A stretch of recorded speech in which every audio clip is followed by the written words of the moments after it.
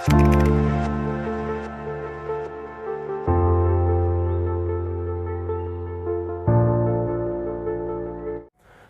Morning दोस्तों, कैसे हैं आप लोग। मैं उम्मीद करता हूं आप लोग बहुत अच्छे होंगे और तैयारी बहुत अच्छे से चल रही होगी आपकी।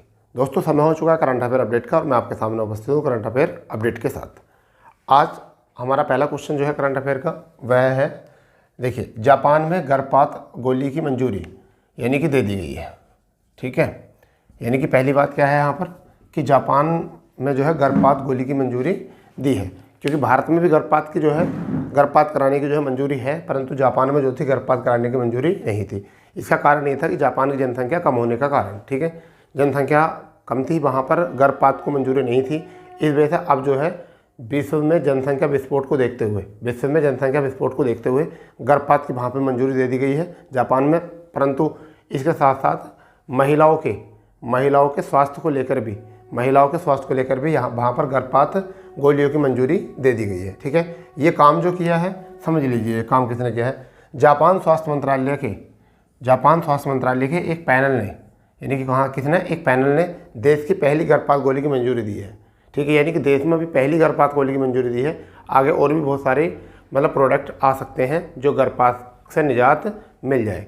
ठीक है, बात करते हैं ये गोली कहाँ की, किस कंपनी ने बनाई है, तो भारतीय फार्मास्यूटिकल लाइन फार्मा द्वारा निर्मित है, जिसका नाम है एम्फिजोपैक। ये नाम याद रखने हैं दोनों, एक तो एम्फिजोपैक याद रखना है, एक फार्मास्यूटिकल एक याद रखना है, फार्मास्यूटिकल लाइन फार्मा। ये दो बातें आपको याद रखनी है यहाँ से, और ये बहुत इंपॉर्टेंट है आपके लिए। ठीक है भाई, नेक्स्ट में देखते हैं क्या है, गर्भपात के 9 सप्ताह या 9 हफ्तों के भीतर इसका प्रयोग कर सकते हैं। यानी कितने में, जब गर्भपात के 9 हफ्ते का मतलब है कि आप ऐसा मान के चलिए कि 4 हफ्तों का जो होता है आपका 2 माह, यानी कि आप 2 माह से पहले जो है 4 हफ्तों का 1 माह, तो 8, यानी कि 2 माह 1 सप्ताह, यानी 9 हफ्ते का मतलब है यहाँ पर 2 माह 1 सप्ताह के भीतर जो है इसका प्रयोग किया जा सकता है। ठीक है भाई, तब भी गर्भपात की गोली यूजुअल होगी। ठीक है, अब बात करते हैं लेटेस्ट में कि कुछ और भी है क्या। लेटेस्ट में अगर हम बात करें तो और कुछ भी है क्या, देखिए, तो 9 अगस्त को जो है जापान में नागासाकी दिवस मनाया जाता है, ये आपको याद रखना है। 9 अगस्त को क्या मनाया जाता है, नागासाकी दिवस मनाया जाता है। और जापान के जो पूर्व सीएम हैं जिनका नाम था शिंजो आबे का निधन हो गया है, ये भी एक इम्पोर्टेंट है। यानी कि जापान के पूर्व जो सीएम है उनका क्या नाम है, शिंजो आबे, जो है इनका निधन हो चुका है। अब मैं आपको बता देता हूँ कि 2 चीज़ें यहाँ पर बहुत इंपॉर्टेंट है। एक तो आपको याद रखना है जापान और भारत का जो है युद्ध अभ्यास। तो धर्म गार्जियन का जो नाम आपने सुना होगा, मैं लिख देता हूँ यहाँ पर, धर्म गार्जियन। क्या, धर्म गार्जियन। ठीक है भाई, तो ये जो होता है किसके बीच, तो भारत और पाकिस्तान के बीच, भारत और जापान के बीच ही होता है। और ये कौन से नंबर का था, चौथा था इस बार। कौन सा युद्ध अभ्यास था, चौथा युद्ध अभ्यास था, जो 17 फरवरी से लेकर 2 मार्च के बीच चला था। 17 फरवरी से लेकर 2 मार्च के बीच में ये चला था। ठीक है, अभी आपका पहली बार वायुसेना से भारत की और जापान की वायुसेना के साथ जो है वो वीर गार्जियन युद्ध अभ्यास हुआ है। वीर गार्जियन 23 जो है युद्ध अभ्यास हुआ है, जिसमें पहली बार हम जापान में बात करते हैं, जापान में शिंजो प्रांत में पहली बार अवनी चतुर्वेदी ने सुखोई लड़ाकू विमान जो है वो उड़ाया है। ठीक है, अपना दमखम दिखाया है। तो ये भी बात आप थोड़ी सी नोट कर लेना, किसने, अवनी चतुर्वेदी ने। कहाँ पर, जापान में। कहाँ पर, शिंजो प्रांत में। ठीक है, शिंजो प्रांत में। तो वीर गार्जियन पहला युद्ध अभ्यास हुआ है पहली बार वायुसेनाओं के बीच में।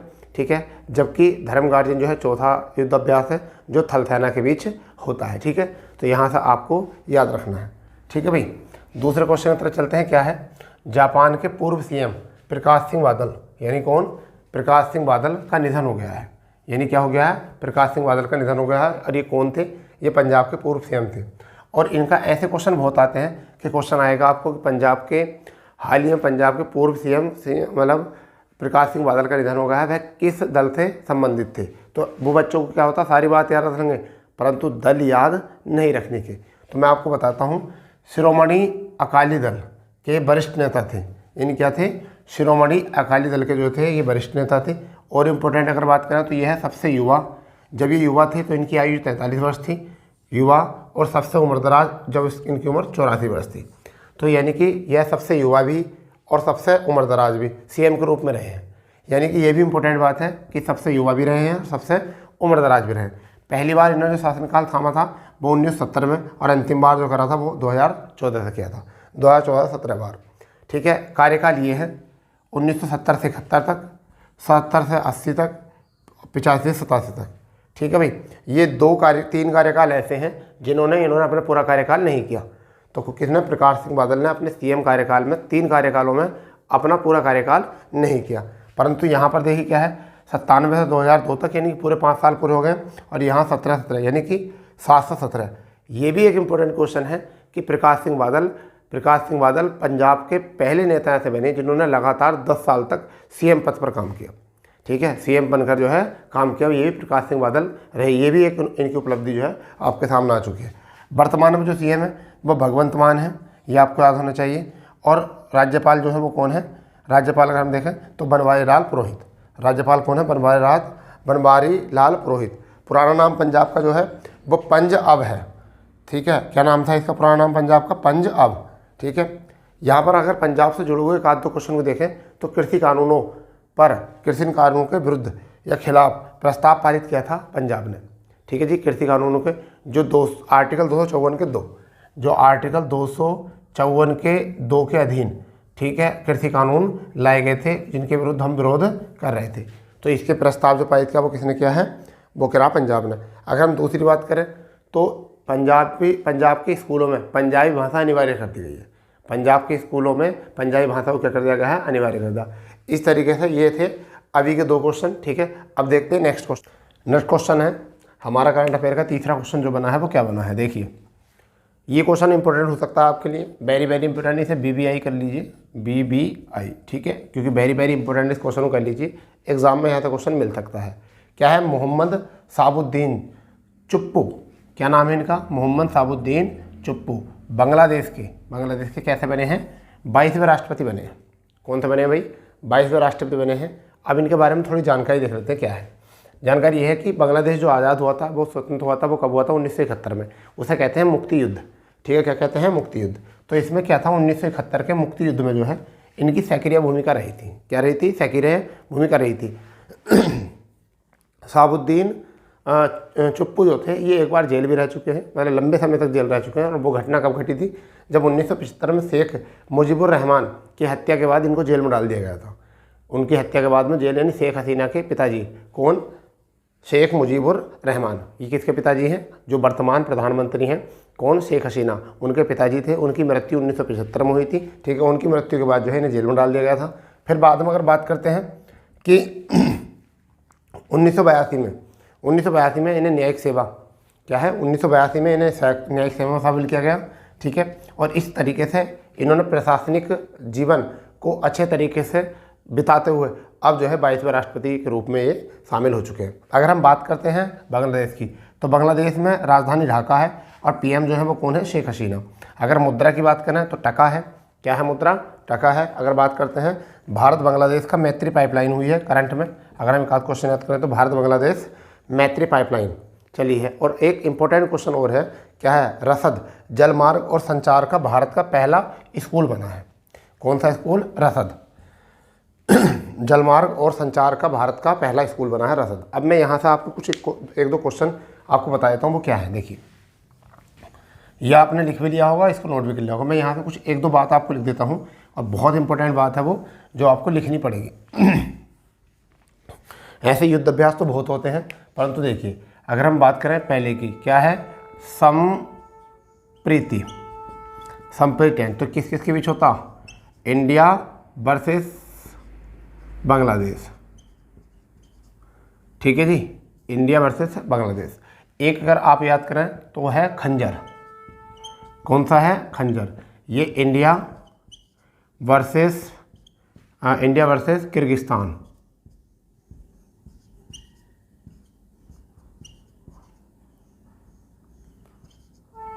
किर्गिस्तान। ठीक है, अगर तीसरे को अगर हम याद रखें, इंपॉर्टेंट जो है वो है गरुण। कौन सा है? गरुण। इसे भी याद रखना आप। ठीक है, ये भी इंपॉर्टेंट होता है। ये किसके बीच में है? इंडिया वर्सेस, अगर बात करें, इंडोनेशिया। इंडोनेशिया, ठीक है। अगर चौथा एक और इम्पोर्टेंट हो सकता है वो है वरुण। वरुण कौन सा हो सकता है? वरुण। और ये किस किस के बीच में वो है? भारत यानी कि India versus France. India versus France. इन चार को आप अपनी में नोट कर लीजिए बहुत अच्छे से। संप्रदित यानी इंडिया बांग्लादेश, खंजर इंडिया और किर्गिस्तान, गरुण जो है वो इंडिया और इंडोनेशिया, ठीक है, और वरुण जो है वो इंडिया और फ्रांस के बीच। इन चार में से भी कोई एक देखने को आपको मिल जाएगा, ठीक है। चलिए नेक्स्ट क्वेश्चन की ओर चलते हैं। क्या है? देखिए सिप्री का आपने नाम सुना होगा। सिप्री का यह स्टॉकहोम अंतर्राष्ट्रीय शांति अनुसंधान संस्थान सिप्री ने अपनी रिपोर्ट जारी कर दी है और वैश्विक सैन्य खर्चों में भारत का स्थान जो है वो चौथे नंबर पर है। कौन सा स्थान है? चौथे नंबर पर है। यानी कि पिछले साल जो था कौन सा स्थान था? तीसरा स्थान था। मतलब क्या कि रूस ने इस साल बहुत ज़्यादा खर्च करा है अपने सैन्य पर, बहुत अच्छे तरीके से खर्च किया है, जिसके कारण जो है भारत को पीछे पछाड़ दिया और भारत तीसरे नंबर के स्थान पर कौन सा स्थान पा चुका है? चौथे स्थान पर। जब भारत तीसरे स्थान पर था तो यहाँ से क्वेश्चन एग्जाम में आया था, अब भी यहाँ से क्वेश्चन आने वाला है, ठीक है। तो यहाँ पर पहले नंबर पर जो है वो कौन है? यूएसए, दूसरे नंबर पर जो है वो चीन, तीसरे नंबर पर जो है रूस और चौथे नंबर पर जो है भारत, और पाँचवें नंबर पर जो है सऊदी अरब है। पिछले वर्ष तीसरे स्थान पर था। सैन्य खर्च में अगर भारत की बात करें तो 814.4 अरब अमेरिकी डॉलर खर्च करे हैं, जो पिछले वर्ष की तुलना में 6% वृद्धि हुई है। परंतु फिर भी ये रूस को पीछे नहीं छोड़ पाए।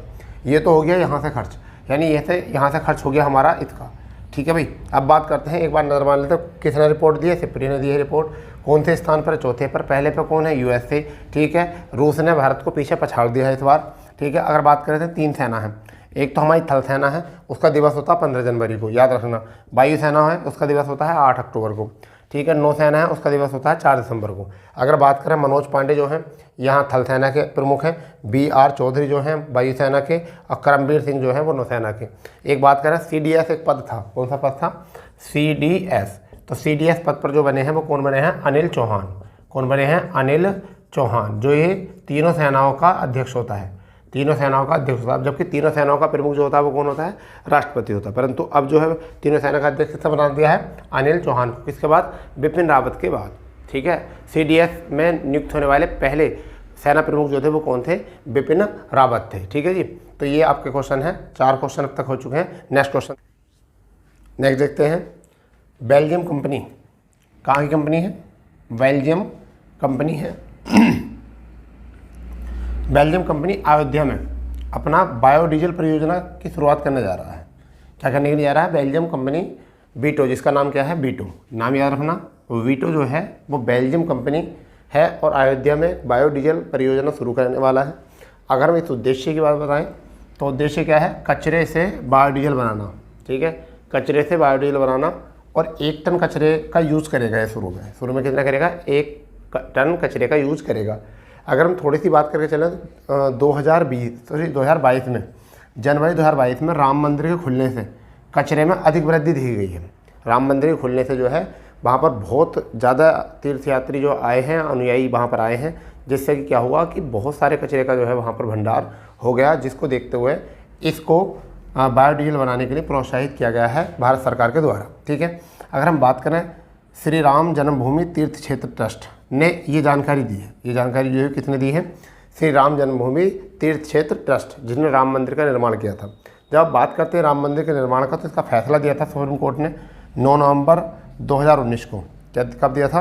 9 नवंबर 2019 को। और फैसला देने वाले जो व्यक्ति थे वो कौन थे? एक तो थे जस्टिस बोबड़े, दूसरे जस्टिस थे DV चंद्रचूड़, जो वर्तमान में हैं हमारे यहाँ, ठीक है। और तीसरे नंबर पर थे अशोक भूषण, और चौथे थे जस्टिस नसीर, ठीक है। चौथे थे जस्टिस नसीर। यहाँ से भी क्वेश्चन फंस सकता है। तो 4 जस्टिस थे। बहुत बड़ी घटना थी राम मंदिर की, ठीक है। बहुत बड़ा ऐतिहासिक फैसला था सुप्रीम कोर्ट में, बहुत लंबे समय से, यानी कि मुगल एम्पायर के समय से उस साक्ष्य को इकट्ठा किया गया, और मुगल एम्पायर के समय से, यानी कि 15वीं शताब्दी के समय से, यानी कि 15वीं शताब्दी के समय से, यानी कि 16वीं शताब्दी के समय से, 1526 में मुगल एम्पायर थे, 16वीं शताब्दी से लेकर ये आज ऐसा मान चलिए 21वीं शताब्दी में जाकर इसका फैसला हुआ है, और 21वीं शताब्दी में जाकर राम मंदिर के बारे में यहाँ पर निर्माण के कार्य में सोचा गया। अब निर्माण की बात अगर करते हैं तो राम मंदिर का निर्माण कार्य जो शुरू हुआ था वो 9 नवंबर 2019 से शुरू किया गया था, और फैसला भी इसी दिन आ गया था। वास्तुकार जो थे वो वास्तुकार थे सोमपुरा परिवार, यानी कि अपने गोत्र के पीछे गोत्र के रूप में लगाते हैं सोमपुरा। क्या लगाते हैं? गोत्र में लगाते हैं सोमपुरा। अब सोमपुरा में कौन कौन थे? चंद्रकांत सोमपुरा, निखिल सोमपुरा और आशीष सोमपुरा। इन तीनों ने मिलकर जो है क्या करा है, राम मंदिर का वास्तुकार बने हैं ये, यानी राम मंदिर का निर्माण में पार्टिसिपेट किया है। ठीक है, नेक्स्ट क्वेश्चन की ओर तरफ चलते हैं। आईआईटी मद्रास। आईआईटी मद्रास जो है ये अच्छा है। आईआईटी मद्रास तंजानिया में अपना एक पहला अंतर्राष्ट्रीय परिसर स्थापित कर रहा है। यानी कहाँ पर कर रहा है? तंजानिया में। इतनी बात याद रखना, कहाँ पर कर रहा है? तंजानिया में। और कौन कर रहा है? आईआईटी मद्रास। ऐसी बात याद रखना है। उद्देश्य क्या हो सकता है इसका? उद्देश्य है भारत अफ्रीकी संबंधों और तकनीकी शिक्षा को बढ़ावा, यानी कि भारतीय अफ्रीकी संबंधों को बढ़ावा देना और तकनीकी क्षेत्र को बढ़ावा देना है। ठीक है, राजधानी जो है वो क्या है? डोडोमा। राजधानी जो है वो क्या है? डोडोमा है। ठीक है, मुद्रा की अगर बात करें तो शिलिंग मुद्रा है तंजानिया की। पीएम जो है कासिम मंजालिवा। कौन है? मजालिवा। कौन है? मजालिवा। अब हाल ही में अगर हम बात करें इसमें तो मार्बर्ग वायरस जो है यहाँ पर देखा जा रहा है। कौन सा? मार्बर्ग वायरस जो है वो तंजानिया में देखा जा रहा है। कहाँ पर? तंजानिया में। कौन सा? Marburg virus. ठीक है भाई। अगर बात करें नेक्स्ट में, तंजानिया की विक्टोरिया झील में जो है एक यात्री विमान गिर गया था जिसमें 43 लोग जो है सवार थे, जिसमें 19 लोगों की मौत हो गई थी। 26 लोगों को बचा लिया गया था, यहाँ पर 19 लोगों की मौत हो गई थी। और टोटल जो थे, अगर हम यहाँ बात करें 26 और 19, ठीक है, तो यहाँ अगर बात करें तो कितना आ चुका है? यानी कि 45। ठीक है भाई, तो 45 लोग जो थे इसमें क्या थे? सवार थे। ठीक, कितने लोग सवार थे? 45। और ये जहाँ पर हवाई अड्डा था उससे 100 मीटर की दूरी पर ये घटना घटी। कहाँ पर? हवाई अड्डे की 100 मीटर की दूरी पर ये घटना घटी थी। ठीक है भाई, क्योंकि लैंडिंग के समय पर ऐसा हुआ था। तो ये देख लिया हमने, क्या देखा है? बेल्जियम कंपनी वीटो का अयोध्या बायोडीजल परियोजना का एक हुआ है, एक तरीके से मेमोरेंडम बना है। यहाँ पर उद्देश्य है कचरे से बायोडीजल बनाना। यहाँ पर आईआईटी मद्रास तंजानिया ने अपना पहला अंतर्राष्ट्रीय परिसर स्थापित किया। तो इन दोनों पर जो है क्वेश्चन पर थोड़ा ध्यान रखना है। अब देखते हैं नेक्स्ट, देखते हैं। देखिए नेक्स्ट क्वेश्चन है, आईआईटी मद्रास में शोधार्थी मतलब जो शोध करने वाला विद्यार्थी है की आत्महत्या, यानी कि एक शोधकर्ता है, उसकी शोधकर्ता विद्यार्थी था जिसने आत्महत्या की है, तो उस आत्महत्या की जांच के लिए एक समिति का गठन किया गया है। यानी कि आईआईटी मद्रास में मद्रास सरकार ने ये बात सोची है कि कहीं ऐसा तो नहीं कि आईआईटी मद्रास जो है वो विद्यार्थियों को ज़्यादा प्रताड़ित करते हों। ठीक है, तो उसके लिए एक जाँच की गई, क्योंकि यहाँ आत्महत्या घटना जो है अक्सर देखी जाती हैं। तो यहाँ पर क्या गया है? आत्महत्या की जाँच के लिए एक समिति का गठन किया गया है। और विद्यार्थी वो कौन थे? वो तो सचिन कुमार जैन, जिन्होंने यहाँ पर क्या करी है? आत्महत्या करी है। अब ये समिति जो बनेगी वो क्या बनेगी? 5 सदस्य समिति बनेगी, जिसमें आईएएस होंगे, 2 आईएएस अधिकारी होंगे, एक डीजी होगा, पुलिस डीजी होगा यहाँ पर। ठीक है, जिसके अंतर्गत ये इसमें जांच की जाएगी कि शैक्षणिक या व्यक्तिगत, यानी कि वो जो आत्महत्या के दबाव करने का कारण थे वो क्या कारण हो सकते हैं? वो शैक्षणिक हो सकते हैं या व्यक्तिगत हो सकते हैं। ठीक है, इस तरीके से यहाँ क्वेश्चन बन सकता है। ठीक है भाई, तो ये जो कुछ क्वेश्चन है, मैंने आपको 4 क्वेश्चन दिए हैं। ये बहुत छोटे क्वेश्चन हैं, इनमें कोई ज़्यादा इतिहास याद रखना है नहीं, क्योंकि बस एक कभी कभी घटना आ जाती है, इसे फैक्चुअल। ठीक है, नेक्स्ट में देख सकते हैं श्रीकांत भंडीवाड़। श्रीकांत भंडीवाड़ जो है कर्नाटक विकास ग्रामीण बैंक, कर्नाटक विकास ग्रामीण बैंक के जो है नए अध्यक्ष बने हैं। ठीक है, और ये दूसरे अध्यक्ष के रूप में काम कर रहे हैं। कैनरा बैंक के में सेवा दे चुके हैं पहले से ही, और पहले अध्यक्ष के रूप में जो थे वो कौन रहे थे? पी गोपी कृष्णा। कौन रह चुके हैं? पी गोपी कृष्णा। यहाँ तक क्वेश्चन हो गया। नेक्स्ट क्वेश्चन देखते हैं, शारजा क्रिकेट स्टेडियम कहाँ पर है? यूएई में। कहाँ पर है? शारजा यूएई में है। क्रिकेट स्टेडियम ने सचिन के 50वें जन्मदिन पर, सचिन तेंदुलकर स्टैंड के नाम से पश्चिमी ट्रिब्यून होता है कि ट्रिब्यून, पश्चिमी ट्रिब्यून एक स्टैंड था इनका, ट्रिब्यून। ठीक है, उसको जो है किस नाम से जाना गया है?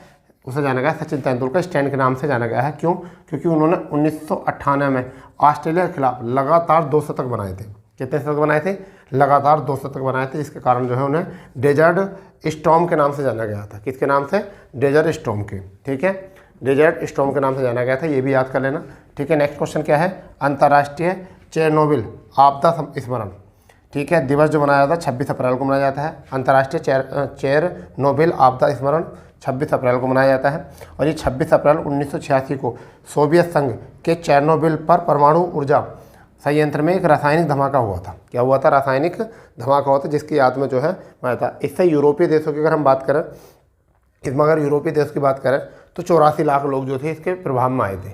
84 लाख लोग जो है प्रभाव में आए थे। ठीक है, और कहाँ था ये? सोवियत संघ। कहाँ पर है ये? सोवियत संघ में। कहाँ पर? पूर्व सोवियत संघ में स्थापित है। ठीक है, इसे स्थापित जो किया गया था, इस संयंत्र को स्थापित किया गया था 1977 में। कब स्थापित किया था? 1977 में। और जो इसको दिवस मनाया जाता है वो 2016 से। कब से मनाया जाता है? 2016 से। तो एक बार रिवाइज कर लेंगे इसको। आईआईटी मद्रास में शोधकर्ताओं की आत्महत्या पर एक जांच समिति का गठन किया जाएगा, जो 5 सदस्यीय समिति होगी, जिसमें ये जांच किया जाएगा शैक्षणिक या व्यक्तिगत दबाव से व्यक्ति आत्महत्या कर रहे, कौन से दबाव थे वो। फिर विद्यार्थी कौन थे? सचिन कुमार जैन, जिनके लिए ये समिति बनी है।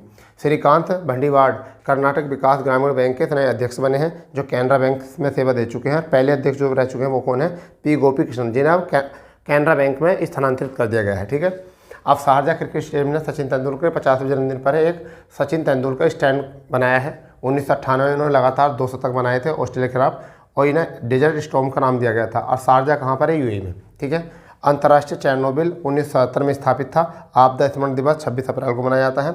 26 अप्रैल 1986 को सोवियत संघ में चेरनोबिल परमाणु ऊर्जा संयंत्र में रासायनिक धमाका हुआ था, जिसके कारण 84 लाख लोग जो थे यूरोप के इसके प्रभाव में आए थे।